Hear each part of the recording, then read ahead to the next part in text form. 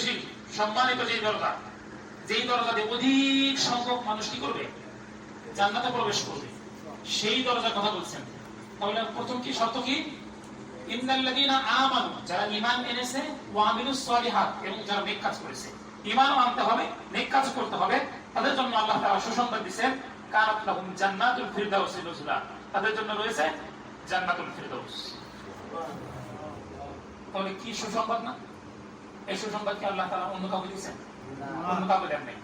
এই শুধুমাত্র যারা ঈমান আনবে এবং যারা নেক কাজ করবে তাদের জন্য।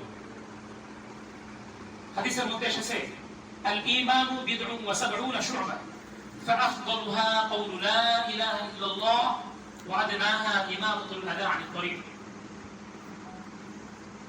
ঈমানের 70টি, কোন হাদিস আছে 70টি, আর হাদিস আছে 77টি। আল ঈমানু বিদউন ওয়া সাবউন, এখানে 77টি বলা হয়েছে।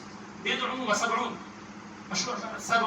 সাবউনা শু'বা, ঈমানের 77টি শাখা রয়েছে বা এর বেশি শাখা রয়েছে। ফাআফদালুহা কাওলু লা ইলাহা ইল্লাল্লাহ, এর সবথেকে উত্তম শাখা, সবথেকে বড় শাখা যেটা, সেটা হচ্ছে লা ইলাহা ইল্লাল্লাহ, আমাদের কালিমা।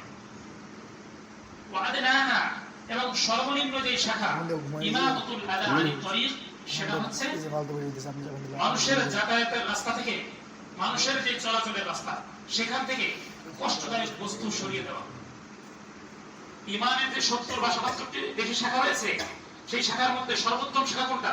লা ইলাহা ইল্লাল্লাহ। এবং সর্বনিম্ন শাখা কোনটা?